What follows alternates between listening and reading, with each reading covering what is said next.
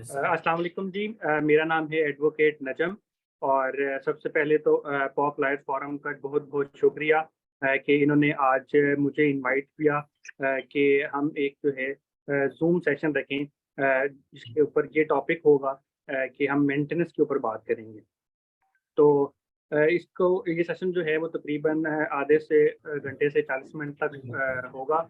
और उसके बाद जो है हम कुछ फॉलो अप क्वेश्चन भी लेंगे। तो अगर आपके कोई क्वेश्चंस हैं तो आप उनको नोट डाउन करके रख लें, तो आखिर पे फिर हम उनको डिस्कस करेंगे। तो जब भी हम मेंटेनेंस की बात करते हैं तो we will keep it very simple.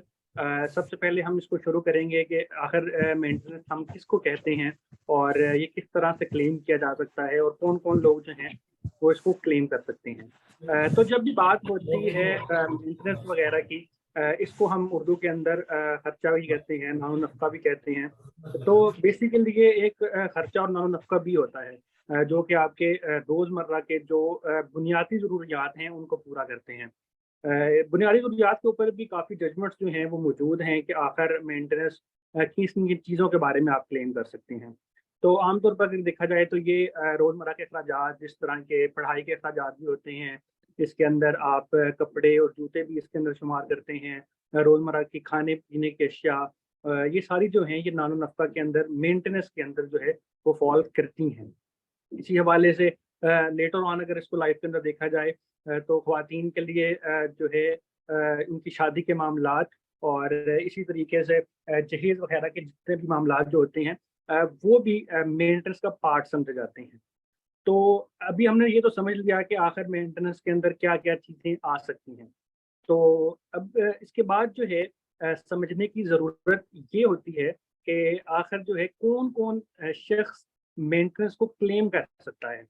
तो आम तौर पर जब हम अक्सर मेंटेनेंस की बात करते हैं तो इसके अंदर फैमिली लॉ को ही देखा जाता है और हस्बैंड और वाइफ और चिल्ड्रन की बात हो रही होती है। तो बिल्कुल जी, जो वाइफ होती है वो अपने हस्बैंड से मेंटेनेंस माँग सकती है और उसका हक होता है कि वो मेंटेनेंस मर्द ही देगा। ठीक है? क्योंकि ये इस्लामिक लॉ के ऊपर बेस्ड है हमारा जो लीगल सिस्टम है, जिसके अंदर हस्बैंड की ज़िम्मेदारी होती है कि वो अपने बीवी और बच्चों की सारी ज़िम्मेदारी उसके ऊपर होती है। खातून चाहे लाखों रुपया कमाती है, चाहे करोड़ों रुपया कमाती है, वो फिर भी मेंटेनेंस की जो है वो उसका हक जो रहता है उधर ही रहता है। तो एक खातून माँग सकती है। इसी तरीके से जो नाबालिग बच्चे होते हैं, मतलब कि नाबालिग बच्चों से मुराद वो है जो छोटे बच्चे होते हैं और 18 साल से कम उम्र के लड़के और खातून जो होती हैं वो तब तक क्लेम मेंटेनेंस कर सकती हैं जब तक उनकी शादी नहीं होती। तो शादी अगर होगी उनकी, लड़कियों की जब शादी हो जाती है तो उसके बाद उनका हस्बैंड उनका मेंटेनेंस देने का हकदार होगा। और अगर उससे पहले हम देखते हैं तो पहले जो है वो फादर ही रहेगा। तो हमने देखा कि जी एक वाइफ जो है वो अपने हस्बैंड से मेंटेनेंस ले सकती है। इसी तरीके से बच्चे जो हैं वो अपने वालिद से ले सकते हैं। और इसके साथ-साथ इसकी और एक किस्म भी है। तो पिछले कुछ दिन पहले ही हमने एक ऐसा एक केस मैंने डील भी किया जिसके अंदर जो है वालिद भी जो था वो अपने बच्चों से मेंटेनेंस क्लेम कर रहा था। तो जो वालिद और वालिदा जो हैं, जो बूढ़े और ज़ईफ़ हैं, वो अपने जवान बच्चों जो कमाते हों, उनसे भी जो है वो मेंटेनेंस क्लेम कर सकते हैं। तो ये भी एक कैटेगरी मौजूद है। इसी तरीके से एक और कैटेगरी है जो कि दादा और दादी की है। यानी कि अक्सर पिछले दिनों में हमने एक ये भी केस देखा कि जिसके अंदर वालिद की डेथ होने के बाद बच्चों का फिर खर्चा कौन उठाएगा? तो इसके अंदर बच्चों की जानिब से एक केस हुआ जो कि दादा के ऊपर केस हुआ। तो उसके ऊपर भी काफ़ी जजमेंट मौजूद हैं कि जो सबसे पहले वालिद के बाद वालिदा की ज़िम्मेदारी है कि वो बच्चों की जो है वो मेंटेनेंस करे। तो बच्चे जो हैं वो अपनी वालिदा से भी मेंटेनेंस माँग सकते हैं। इसी तरीके से वो अपने दादा से भी माँग सकते हैं, यानी कि अपने वालिद के वालिद से भी माँग सकते हैं। तो वो फिर उनका मेंटेनेंस का ज़िम्मेदार होगा।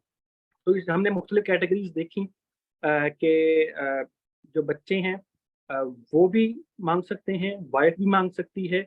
इसी तरीके से जो ज़ईफ़ बाप और माँ हैं, वो भी अपने बच्चों से मेंटेनेंस माँग सकते हैं। तो इसी हवाले से अगर हम आगे देखें तो अक्सर ये सवाल जो है मेरे फेसबुक पेज के ऊपर और मैंने इंस्टाग्राम वगैरह के ऊपर भी अक्सर लोग जो हैं वो पूछते हैं। वो बड़ा इम्पोर्टेंट है और बाज़ लोग समझते हैं कि ये जो है किस तरह काम करेगा, उनको समझ नहीं आ रही होती। तो वो ये होता है कि इंटरिम मेंटेनेंस क्या होता है और फाइनल मेंटेनेंस क्या होता है। तो आमतौर पर जब भी आप कोई मेंटेनेंस वगैरह का केस करते हैं अदालत के अंदर, फैमिली लॉ के अंदर, तो पहली ही या दूसरी पेशी के ऊपर ही आपका जो है एक इंटरिम मेंटेनेंस का ऑर्डर आ जाता है। इंटरिम मेंटेनेंस ये होती है कि जब तक केस चलेगा तब तक जो है वो नामुनक्का आप कहाँ से गुज़ारा करेंगे। तो इसी प्रिंसिपल के ऊपर एक इंटरिम मेंटेनेंस का ऑर्डर किया जाता है। अच्छा, जब तक केस चल रहा है आप कम से कम इतनी तो दें। ठीक है, वो आमतौर पर 2000 भी होती है, 3000 भी होती है, कम ही होती है, मतलब 5000 भी होती है, लेकिन ज़्यादा भी हो सकती है। या आप जितना ज़्यादा केस अपना प्रूव करेंगे, तो उतना ही ज़्यादा जो है आपका मेंटेनेंस लगेगा।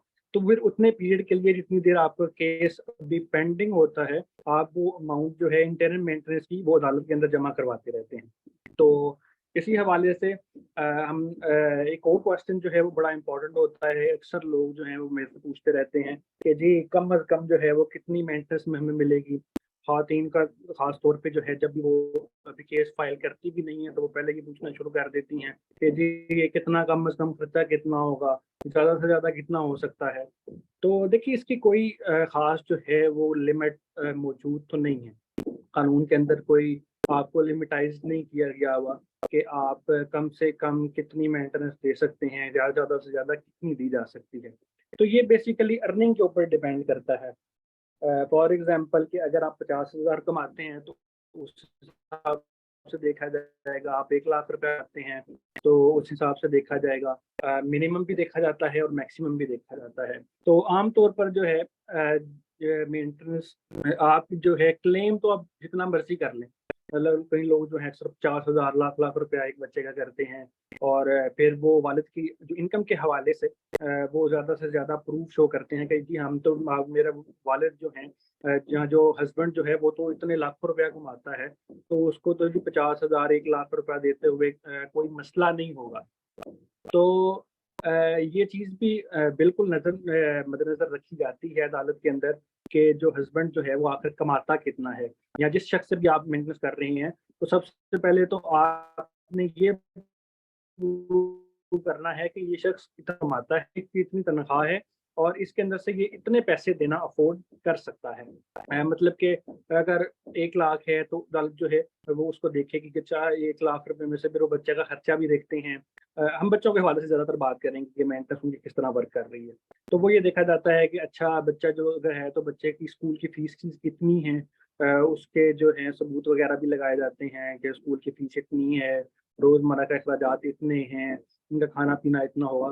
तो कोर्ट जो है इस सब चीज़ों को मद्देनज़र रखते हुए खर्चा लगाती है।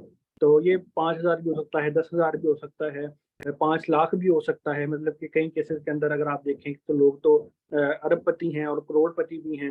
ऐसे लोगों के भी केसेज़ ज़ाहिर-सी बात है अदालतों के अंदर ही चलते हैं। तो ऐसी सूरत-ए-हाल के अंदर लाखों रुपया ही जो है वो क्लेम भी किया जाता है और लाखों रुपया दिया भी जाता है। क्योंकि फिर उस हवाले से ही उसी स्टैंडर्ड को मेंटेन करना होता है।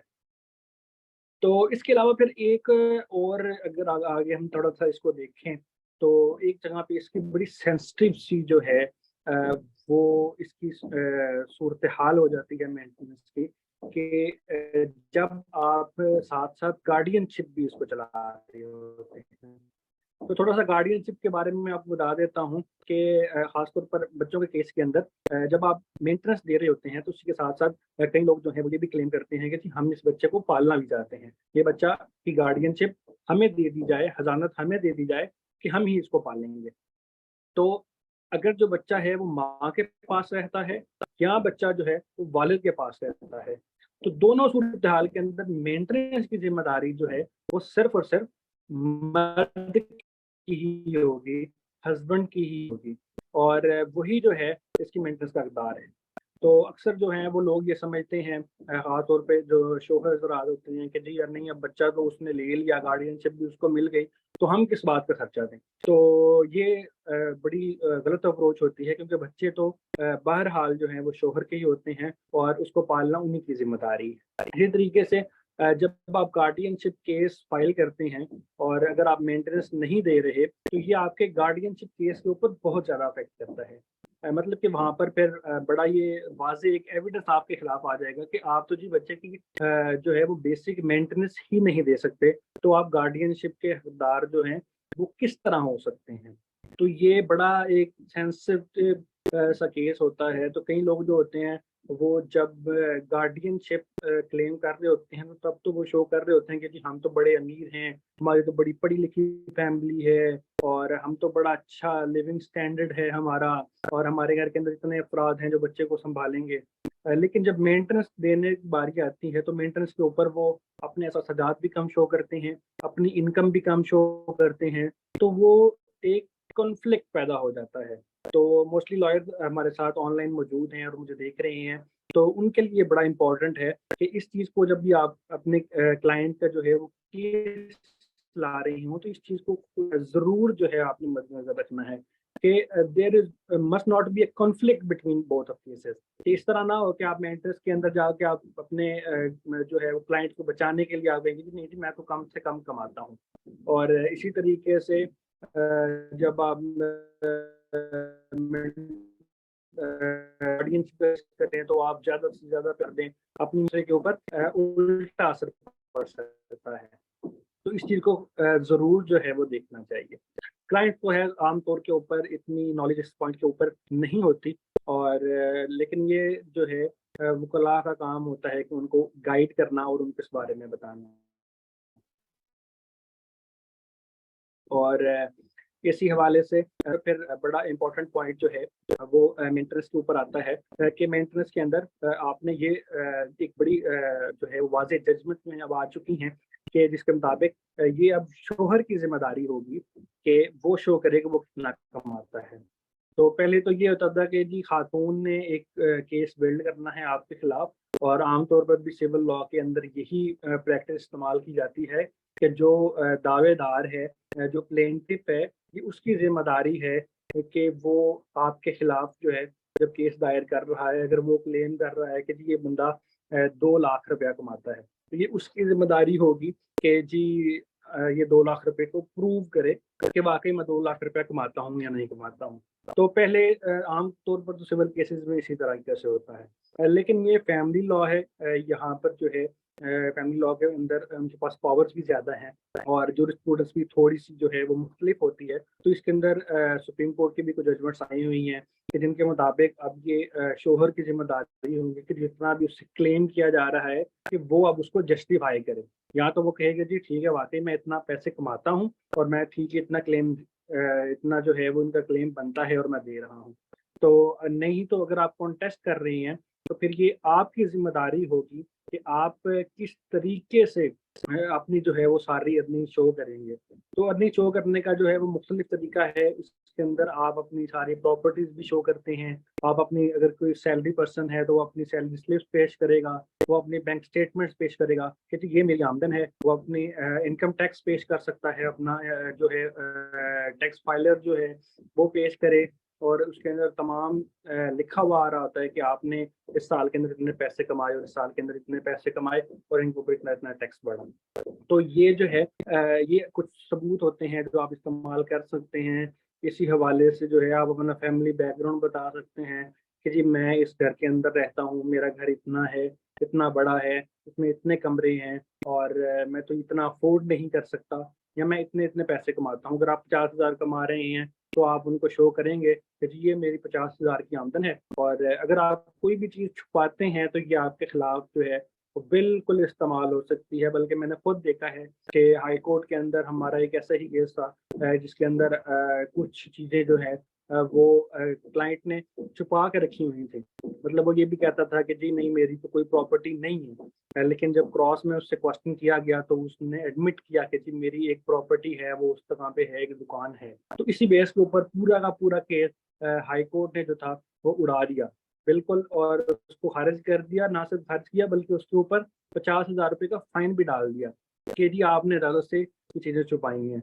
तो जब भी आप शोहर की तरफ से पेश हो रहे हों, तो आपने कोई चीज़ छुपानी नहीं है। अपने तमाम सत्ताजात जो हैं उसके साथ-साथ उनके जो सबूत हैं, वो आपने लाजमी अदालत के अंदर पेश करते हैं। ठीक है, तो इस हवाले से फिर हम थोड़ी सी जूरिस्प्रूडेंस हमने डिस्कस कर ली है कि अदालतें जो हैं वो किस बेस के ऊपर मेंटेनेंस ग्रांट करती हैं और किस बेस के ऊपर जो है वो मेंटेनेंस को कम से कम किया जाता है। तो ये अक्सर जो होता है ये आमतौर पर खुला केसेस जब दायर होते हैं तो ये मेंटेनेंस के केसेस साथ ही दायर हो जाते हैं। तो ये अक्सर जो आमतौर के ऊपर खुला मेंटेनेंस और डाउरी आर्टिकल्स के जो केसेस होते हैं ये साथ साथ ही चलते रहते हैं। तो इसको आपने मद्देनज़र रखना होता है। इसी के साथ-साथ एक अक्सर सवाल ये भी आता है कि अगर खुला या जो है तलाक नहीं हुई तो क्या फिर भी तलाक जो है फिर भी मेंटेनेंस जो है वो क्लेम की जा सकती है? तो जी हाँ, बिल्कुल इसके बावजूद भी जो है मेंटेनेंस भी है क्लेम की जा सकती है अगर खुला नहीं हुई। लेकिन अगर खुला हो जाती है तो उसके बाद खातून जो है वो मेंटेनेंस क्लेम नहीं की जा करती।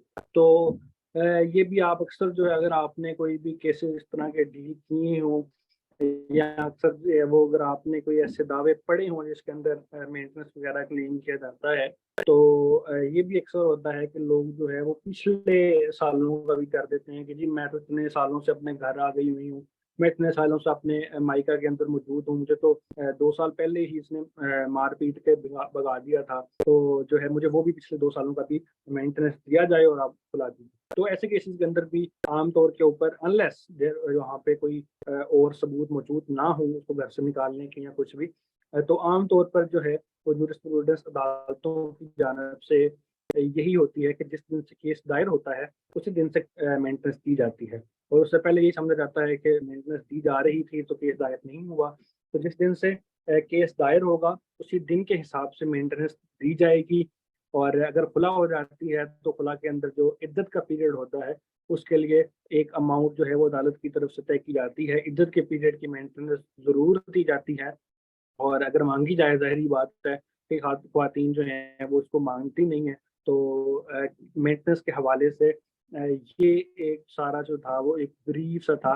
सबसे पहले हमने ये देखा कि आखिर मेंटेनेंस क्या होती है और किस तरह काम करती है। उसके बाद फिर हमने ये देखा कि कौन-कौन शख्स जो हैं वो मेंटेनेंस क्लेम कर सकते हैं। इसी तरीके से फिर हमने देखा कि इंटरिम मेंटेनेंस और फाइनल मेंटेनेंस के अंदर क्या फ़र्क होता है और इसी तरीके से एक दफ़ा फिर हमने ये भी देखा कि कम से कम मेंटेनेंस मतलब कम से कम खर्चा कितना हो सकता है और ज़्यादा से ज़्यादा कितना हो सकता है। उसके बाद हमने एक दफ़ा फिर से जूरिस्प्रूडेंस जो है वो तकरीबन सारी डिस्कस की कि आखिर अदालतों का इस सब मेंटेनेंस के दौरान क्या माइंड होता है और किन-किन चीज़ों को मद्देनज़र रखते हुए फैसला किया जाता है। इसी तरीके से फिर हमने एक बात ये भी की कि आखिर ये ज़िम्मेदारी किसकी है कि मेंटेनेंस कितना क्लेम किया जाए और अगला शख्स कितना कमाता है। ये बर्डन ऑफ प्रूफ जो है वो किस शख्स के ऊपर होगा। ठीक है। इसी तरीके से हमने जो पिछला खर्चा था मतलब कि जो साबका खर्चा जो है वो अक्सर लोग क्लेम कर रहे होते हैं, उसके बारे में हमने बात की कि वो किस तरह काम करता है और किस हवाले से अदालत की जूरिस्प्रूडेंस होती है। इसी हवाले से फिर हमने लास्टली कुछ बातें जो हैं वो ये भी की हैं कि जो खुला का जो खुला के बाद का जो होता है जो पीरियड जो है जिसको हम इद्दत का पीरियड कहते हैं, उसके अंदर भी जो मेंटेनेंस जो है वो औरत उसका हक हासिल होता है और आमतौर पर अदालतें उसको ग्रांट करती हैं। तो इसी के हवाले से फिर हम एक जो है वो बड़ा इम्पोर्टेंट टॉपिक जिसके ऊपर अपील्स भी है कि एक तो हमने इसका रेलिवेंट लॉ देख लेना है कि वो फैमिली लॉ है और फैमिली लॉ के ऊपर जब किसी कोई भी ऐसा केस फैसला हो जाता है तो उसकी अपील कहाँ पे की जाती है। तो इसके अंदर जो है आम तौर पर अगर 5,000 या उससे कम का कोई खर्चा ग्रांट किया जाता है मतलब किसी भी केस के अंदर जो फाइनल मेंटेनेंस जो है वो 2,000, 3,000, 4,000 कर दी जाती है तो आप उसके खिलाफ जो है अपील का हक आपके पास हासिल नहीं है। तो मतलब कि आप उसके ऊपर अपील नहीं कर सकते। तो अगर आप अपील नहीं करेंगे तो फिर आप क्या करेंगे? तो इसी तरीके से आप जो है फिर डायरेक्ट आपको हाई कोर्ट के अंदर रिट करनी पड़ेगी। तो रिट जो होती है वो स्पेशल सर्कमस्टेंसेस के अंदर होती है, जिसकी आपके अंदर आपके पास जो है वो अच्छा खासा ग्राउंड होना ज़रूरी है कि जिसकी बेस के ऊपर आप रिट कर सकें। तो आमतौर के ऊपर इसको रिकमेंड नहीं किया जाता, क्योंकि देखें 5,000, 4,000, 3,000 के पीछे जब आप हाई कोर्ट के अंदर जाते हैं तो हाई कोर्ट के जजेस जो हैं इसके ऊपर बहुत ज़्यादा अनॉय होते हैं, अनलेस कोई बड़ा ही जो है वो इलीगल ऑर्डर हो और कोई बड़ा ही वॉइड ऑर्डर हो कि आपके खिलाफ बिल्कुल मेंटेनेंस बनती ना हो। ठीक है, अगर बनती है तो आप 2,000, 4,000 अगर आप दे रहे हैं तो मेरा ख्याल है इसके अंदर रिट के अंदर अगर आप जाएंगे तो आपके लिए मुश्किलात होती हैं, बड़े कम चांसेस होते हैं, अनलेस आपके पास कोई बड़ा कोई अच्छा ग्राउंड हो कि आपके पास मेंटेनेंस बनती नहीं है। ठीक है, तो फिर तो आप इसको कर सकते हैं। तो अपील के अंदर यही है कि आप 5,000 से कम होगा तो आप रिट में जाएंगे, नहीं तो आप डिस्ट्रिक्ट कोर्ट के अंदर जो है वो अपनी अपील कर सकते हैं और अपील के अंदर उसी तरीके से आप अपने सारे फैक्ट बयान करेंगे और डिस्ट्रिक्ट कोर्ट से होते हुए फिर आप हाई कोर्ट और फिर सुप्रीम कोर्ट जा सकते हैं। तो अपील का मैटर इसी तरीके से है।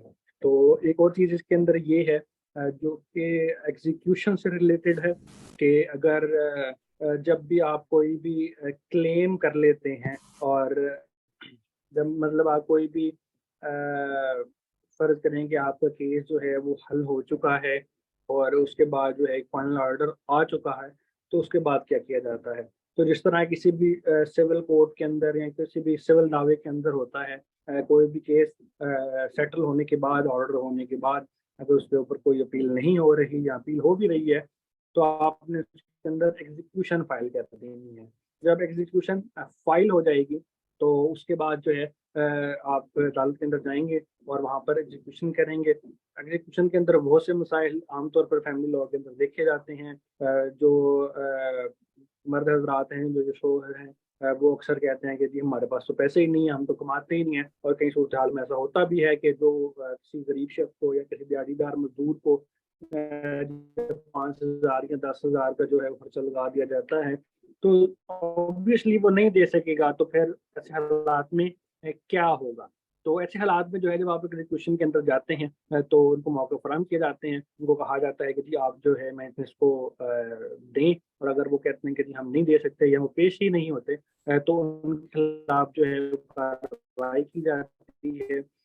उनकी जो पहले सबसे पहले प्रॉपर्टीज वगैरह जो हैं वो ऑक्शन की जाती हैं, प्रॉपर्टी अटैच्ड होती हैं और फिर उनको ऑक्शन किया जाता है, उनको बेचा जाता है। उनको बेच के जो मेंटेनेंस का पार्ट जो होता है वो आपको मिलता रहेगा। मेंटेनेंस के लिए वो लमसम अमाउंट के अंदर जो है वो आपको दे देगी, जो प्रॉपर्टी को बेचने के बाद आपको मिलेगा। तो अगर प्रॉपर्टीज को बेचने के बाद जो है भी आपका जो है खर्चा पूरा नहीं हो रहा या उस शख्स के नाम आमतौर पर तो कोई प्रॉपर्टी होती ही नहीं है, तो ये भी बड़ा मसला होता है कि अच्छा प्रॉपर्टी नहीं है फिर क्या किया जाएगा। तो फिर इसका एक ही हल होता है कि उस शख्स को गिरफ्तार कर लिया जाता है। तो जिस तरह किसी भी सिविल कोर्ट के अंदर या सिविल केस के अंदर एग्जीक्यूशन के अंदर 1 साल तक की सजा जो है वो शोहर को हो सकती है। या कोई भी ऐसा शख्स जिसने मेंटेनेंस पे करना हो और वो नहीं कर सक रहा, उसके नाम कोई प्रॉपर्टी नहीं है, कोई एसेट उसके नाम का नहीं है, तो ऐसी सूरत के अंदर फिर उस शख्स को जेल के अंदर भेज दिया जाता है। तो जेल में भेजने के बाद जो है वो शख्स 1 साल जो है वो जेल के अंदर रहेगा और उसके बाद उसको छोड़ दिया जाएगा। और उसके बाद भी अगर आप उसके खिलाफ एग्जीक्यूशन फिर दोबारा कर सकते हैं, अगर आप देखते हैं कि उसकी प्रॉपर्टी बन गई है या वो आपको पे कर सकता है, तो आप फिर दोबारा भी इसको एग्जीक्यूशन के अंदर लेके आ सकते हैं। तो ये हो गया एग्जीक्यूशन के हवाले से बात। इसके अंदर लास्टली हम एक और बात कर लेते हैं जो कि काफ़ी इम्पोर्टेंट होती है और उसको मद्देनज़र ज़रूर रखना चाहिए। वो ये होती है कि अप्रेज़ल्स कैसे होंगे। मतलब कि जिस तरह आप देख रहे हैं कि रुपये की कदर रोज़ ब-रोज़ कम होती जा रही है और ज़ाहिर-सी बात है बच्चा जो है जब बड़ा होता जाएगा तो जो है वो खर्चे भी जो हैं वो बढ़ते जाएँ। आम तौर पर जब आप पहली दफ़ा मेंटेनेंस का दावा दायर करते हैं तो आप उसके अंदर ही सारा कुछ क्लेम कर लेते हैं कि जो है इसको 10% या 20% जो है वो इज़ाफ़े के साथ किया जाए। तो उसके अंदर होता ये है कि जब भी कोई फाइनल ऑर्डर होता है, तो उसके साथ ये लिखा आ जाता है कि 10% इंक्रीज़ होगा।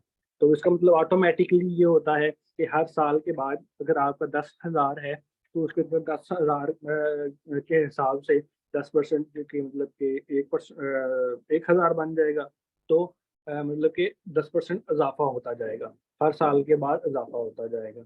तो कई दफ़ा ये होता है कि कुछ स्पेशल सर्कमस्टेंसेस ऐसे आ जाते हैं, जिस तरह के बच्चियों की शादी आ जाती है, या बच्चों के जो जहेज वगैरह के मामला हैं। जहेज को तो डायरेक्टली आप नहीं कह सकते, लेकिन ये है कह सकते हैं कि शादी के जितने भी अखराजात जो हैं, या जितना भी लेन देन जो है, उसको कवर करने के लिए फिर आप जो है दोबारा से एक केस फाइल कर सकते हैं कि जी ये शादी है, ये शादी की डेट है, और इस हवाले से जो है वो हमारे ऑर्डर को दोबारा देखा जाए, और उस शादी के हद तक जो है वो ऑर्डर किया जाए।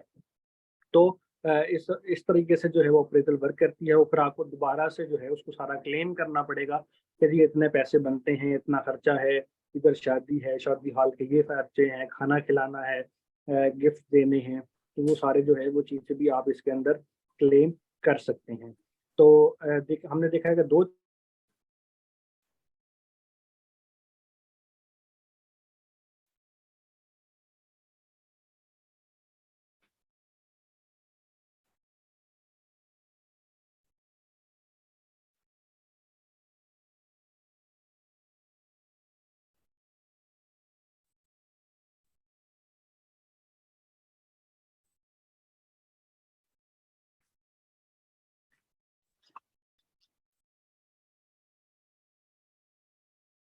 अस्सलाम वालेकुम जी। सॉरी जी, अस्सलाम वालेकुम।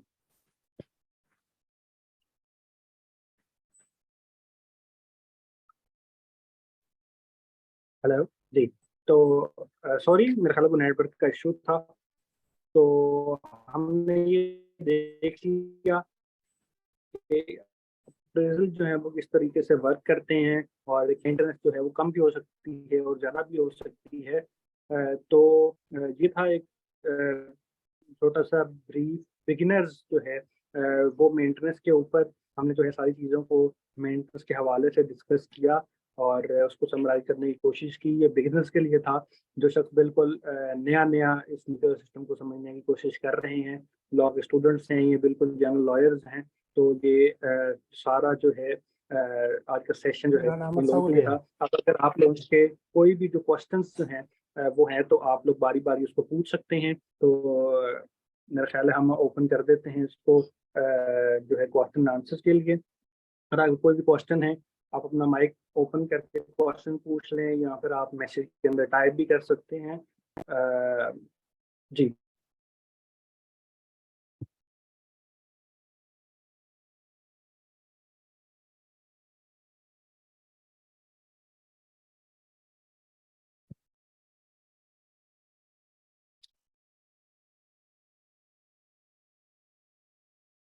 जी, कोई भी शख्स जो है अगर क्वेश्चन पूछना चाहता है तो वो पूछ लें। और इसी के साथ साथ जो है सबसे पहले मैं आखिर पे बल्कि पाकिस्तान लॉयर का जो है वो बहुत बहुत शुक्रिया अदा करता हूँ कि इनकी टीम का they are doing wonder in our legal field. और ये जो भी है जितना भी कंटेंट जो है लीगल लीगल कंटेंट जो है वो हम प्रोवाइड कर रहे हैं, वो बहुत ज़्यादा वैल्यूएबल होता है। तो इस सब के लिए इनका बहुत शुक्रिया, और मुझे इनवाइट करने के लिए भी बहुत शुक्रिया। इसी हवाले से मैं भी जो है इसी तरीके का लीगल कंटेंट क्रिएट करता हूँ, जो कि @लॉ बाय नजम के नाम से मेरा फेसबुक अकाउंट भी मौजूद है। मेरा लॉ बाय नजम के नाम से ही इंस्टाग्राम अकाउंट, ट्विटर और यूट्यूब चैनल भी मौजूद है, जिसके ऊपर मैं वक्तन जो है मुख्तलिफ टॉपिक के हवाले से मुख्तलिफ वीडियोज़ जो कि लीगल पॉइंट ऑफ व्यू के हवाले से होती हैं वो लगाता रहता हूँ। तो आप ज़रूर उसको फॉलो भी करें। अगर आपको कोई क्वेश्चन है तो आप पर्सनली जो है मुझे @लॉ बाय नजम भी डीएम कर सकते हैं। और आप मुझे उसी वहाँ पे भी इनबॉक्स करेंगे तो आपको अपना जवाब मिल जाएगा। इसी हवाले से मेंटर्स के हवाले से भी एक मेरा बड़ा brief section miss Pushpa Shah Jilani के साथ हेलो भी उसके ऊपर एक जूम सेशन मौजूद है, तो आप वो भी ज़रूर देखिएगा। हेलो, अस्सलाम बहुत वालेकुम। शुक्रिया जी। वालेकुम सलाम। अच्छा सर, मेरा क्वेश्चन ये था, लेकिन वो शायद म्यूट हुआ था जिस वजह से आवाज़ नहीं आ सकी। ऐसा है कि जी जैसे ये आपने फरमाया कि अगर एग्जीक्यूशन में बंदा जाता है तो एग्जीक्यूशन में अगर वो बंदे के नाम पे प्रॉपर्टी भी नहीं होती और इसके अलावा मेंटेनेंस पे भी नहीं करता, तो कोर्ट के पास दो ऑप्शन है कि या तो यानी कि उसको जेल में भेज भेज दे 1 साल के लिए सजा के तौर पे, और या उसकी प्रॉपर्टी अटैच कर दे। अगर प्रॉपर्टी नहीं तो चलो वो जेल में चला गया। जी। अगर वो 1 साल की सजा काट ली तो इस ड्यूरेशन की जो अपना मेंटेनेंस है क्या उसको माफ हो जाएगी? नहीं, माफ तो नहीं होगी बेसिकली। जो मेंटेनेंस जो है वो उसकी उसी हवाले से जो है वो पेंडिंग रहेगी। और हम्म। जाहिर बात है जिस अरसे के अंदर वो जेल के अंदर रहा है वो तो आई एम नॉट श्योर, क्योंकि मैंने इसके ऊपर ऐसी कोई प्रोपोजिशन मेरे पास आई नहीं है। लेकिन मेरा ख्याल है कि जिस अरसे के लिए वो जेल के अंदर रहेगा वो तो ऑब्वियसली स्टॉप कर जाएगी। लेकिन जो पिछला उसके अलावा जो मेंटेनेंस होगा, जो मतलब कि अगर वो केस के दौरान जो है या उसके बाद जो है जब जेल से वो वापस आ जाता है, तो जैसे ही वो वापस आएगा वो मेंटेनेंस दोबारा उसी जगह से शुरू हो जाएगी। तो आप क्योंकि दोबारा से जो है अगर कोई उसकी क्योंकि प्रॉपर्टी बनती है तो वो वहां हाँ से आप क्लेम कर सकें। क्योंकि सर ऐसा ही जब यानी पहले भी यानी कि फाइनेंशियली इतना स्ट्रांग नहीं है, इस पोजीशन में नहीं है कि वो पे कर सके, तो तभी तो यानी कि कोर्ट जो है उसको यानी कि जेल में भेजती है। अब ऐसा कि लॉ ये बिल्कुल। कहता है कि आप कोई भी एक जुर्म कह लो या उसने कोई ऑफेंस किया है तो उसके बदले में 2 टाइम जो आप पनिशमेंट नहीं दे सकते। अगर वन पनिशमेंट मिल गई उसको कि उसको कोर्ट में भेज अपना जेल में भेज दिया 1 साल के लिए, तो फिर पैसे तो फिर यानी कि उसको देने हैं, तो फिर वो जेल काटी वो किधर जाएगी? देखिए वो जो जेल जो है ना सिविल केसेस हम्म। के अंदर इस तरह वर्क नहीं कर रहा। हम्म। जो ये जेल हुई है ये उसको कोई पीनल सेक्शन के तहत नहीं हुई, वो इसलिए हुई है कि उसका जो उसने जो पैसे अदा करने थे। इस तरह तो ये होगा कि बंदा 4 लाख या 1 करोड़ रुपया उसने किसी का देना है तो हम्म। वो जनाब सुकून से 1 साल जेल में जाएगा। तो जब हम्म। बाहर आए तो फिर जो मर्जी करे, मतलब फिर वो करोड़ों का बिजनेस भी करे, फिर वो अपने नाम हम्म। पे जितनी मर्जी प्रॉपर्टी भी रख ले। तो हम्म। लेकिन वो जो उसके पेंडिंग ड्यूज हैं वो तो पेंडिंग ही रहेंगे। ठीक है। और जब तक वो अदा नहीं करेगा तो वो डिफॉल्टर तो रहेगा ही रहेगा। तो ये नहीं हो सकता कि वो बंदा जो है वो इतने हजार के या लाखों रुपए किसी के देने हों, वो हम्म। सुकून से 1 साल जो है वो जेल के अंदर गुजार के आ जाए और जी। कहे जी अब मैंने किसी का लेन देन नहीं करना। तो क्रिमिनल केसेस के अंदर ये होता है कि हम्म। जब आपको किसी भी एक जो केस की है, किसी भी एफआईआर के अंदर किसी भी एक के अंदर सजा हो गई है तो उसमें हम्म। दोबारा नहीं हो सकती। तो ये उसकी हद तक तो ठीक है। लेकिन जब आप का एक लीगल राइट जो है थ्रू अ सिविल केस जो है वो बन चुका है, तो उसको जो है आप एग्जीक्यूशन किसी भी टाइम कर सकेंगे। तो सर इसमें फर्दर जो ना इसी से यानी कि मिलता हुआ अटैच किया हुआ क्वेश्चन है कि जब यानी कि आफ्टर पनिशमेंट ऑफ 1 ईयर बंदा आ गया, ठीक है, फाइनेंशियल पोजीशन सपोज उस वक्त भी ठीक नहीं थी तो उसके एरियर जमा होते गए, कोई 6 महीने साल गुजरा, इसके बावजूद उस बंदे ने 1 रुपया नहीं मेंटेनेंस की शक्ल में दिया, तो क्या कोर्ट उसको दोबारा जो अपना कैद के लिए सजा के लिए ऑर्डर कर सकती है कि एक दफा नहीं, तो? जो कैद की सजा है ना वो एक दफा ही हो सकती है। वो दूसरी दफा कैद की सजा नहीं हो सकती। उसके कैद की सजा की हद तक जो है वो जो आपने आगे कहा है कि वो एक ही जुर्म की दोबारा दोबारा जो है वो नहीं होगी। तो दूसरी दफा ये नहीं होगा उसको कैद हो जाए या कुछ भी हो जाए। हाँ, लेकिन अगर वो कोई प्रॉपर्टी वगैरह अपने नाम पे रखता है तो उसकी हद तक जो है वो अटैचमेंट दोबारा हो सकती है। या उसकी जी। कोई गवर्नमेंट जॉब या कोई ऐसी चीज होती है हम्म। जिसको सैलरी को अटैच किया जा सकता है। जी। जाहिर बात है एक गवर्नमेंट जॉब की ही सैलरी अटैच हो सकती है। तो हम्म। वो अगर कोई एसेट उसके नाम आ जाता है, कोई ऐसी चीज आ जाती है तो वो अटैच हो सकती है, लेकिन वो दूसरी दफा जो है वो जेल नहीं जा सकेगा, वो एक दफा ही जाएगा। तो जैसे आपने फरमाया कि जब यानी कि बंदे के पास अर्निंग कैपेसिटी हो जाती है और बंदे को श्योर हो कि जी ये बंदा अब इस पोजीशन में है कि पे कर सकता है, कि अगर फर्ज करो 1 साल वो जेल में रह कर आ गया, उसके बाद कोई 6 महीने बाद उसने कोई जॉब वगैरह स्टार्ट की, तो अब now he is in position of earning, इसके बावजूद जब यानी कि एग्जीक्यूशन में आप दोबारा जाते हो तो क्या वो इसके बावजूद वो पेमेंट नहीं करता तो फिर कोर्ट क्या एक्शन लेगी? लेकिन अर्निंग वो पहले तो कैपेसिटी आपको जो है। प्रूव करना पड़ेगा ना। आप उसको ना कोई एसेट आपको बनाना पड़ेगा। मतलब आप एक बंदा जो है वो दिहाड़ीदार जो है वो पूरी कर रहा होगा, जाहिर सी बात है, जब जेल से बाहर आएगा फर्ज करें तो यहाँ जी। कर रहा है वो, आपको सबूत अदालत में नहीं दे सकेंगे कि जी ये तो दिहाड़ी लगाता है तो अब दिहाड़ी में से 500 हमें दे, 500 खुद रखे, ये तो मुमकिन नहीं हो सकेगा। जी।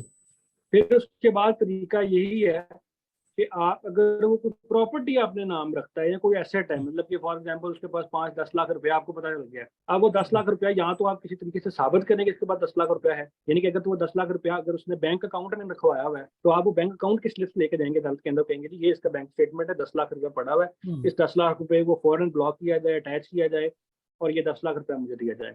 फिर तो हम्म। आप उसको क्लेम कर सकते हैं।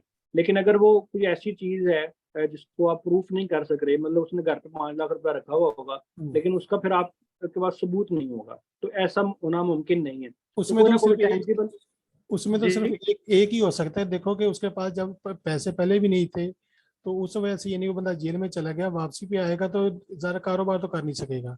वो अल्टीमेटली उसके पास एक ही ऑप्शन बचेगी, जॉब की बात आएगी। अगर फर्स्ट कोई बंदा जॉब स्टार्ट करता है तो वो तो प्रूफ मिल गया जी फलां कंपनी में इदारे में काम कर रहा है, ये सैलरी स्लिप है सारा, यानी कि प्रूफ वगैरह अगर दे भी दिया तो अदालत को इंश्योर हो गया कि ठीक है ये बंदा इस वक्त जॉब कर रहा है।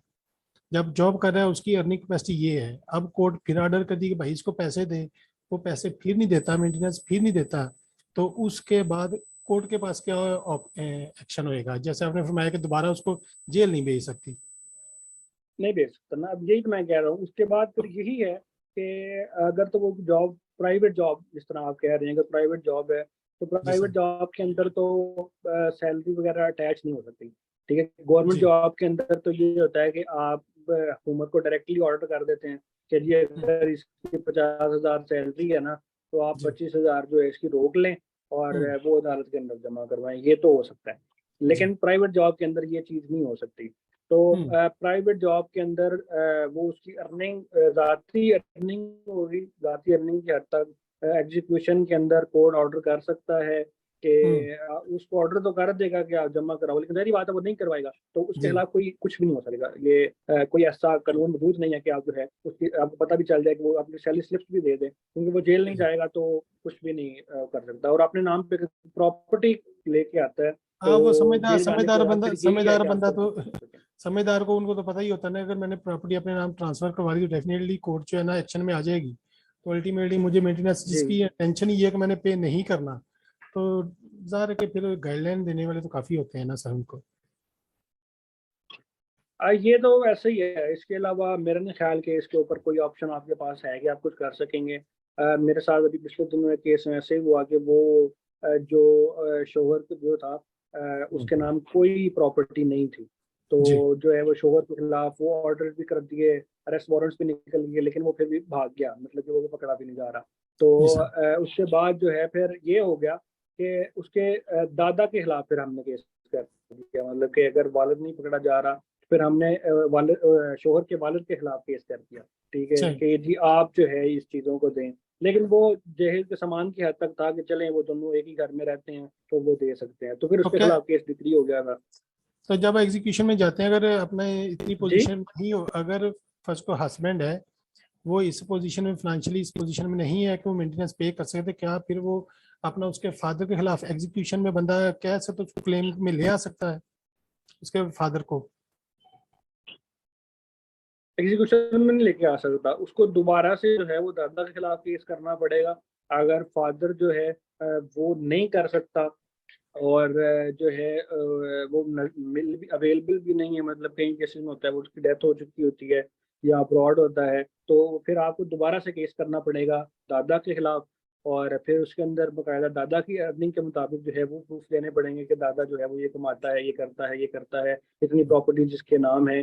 तो ये सारी चीज़ें फिर आपको केस दोबारा जीरो से शुरू करना पड़ेगा, दादा के खिलाफ केस बिल्ड करना पड़ेगा, वो डिग्री होगा, फिर उस डिग्री को आप एग्जीक्यूशन में लेके जा सकते हैं। Lot of thanks sir, thank you. Thank you so much जी। अगर कोई और भी क्वेश्चन करना चाहता है तो कर लें, नहीं तो फिर हम, मेरा ख्याल है इसको क्लोज करते हैं। इसकी रिकॉर्डिंग्स भी जो हैं वो मैं अपने शेयर पेज पे भी शेयर कर दूंगा, और पाकिस्तान लॉयर्स वाले भी जो है इन पेज भी अवेलेबल होगी, आई गेस आप इसको वहाँ से भी देख सकते हैं। और सी यू सोन इंशाल्लाह। अल्लाह हाफिज़।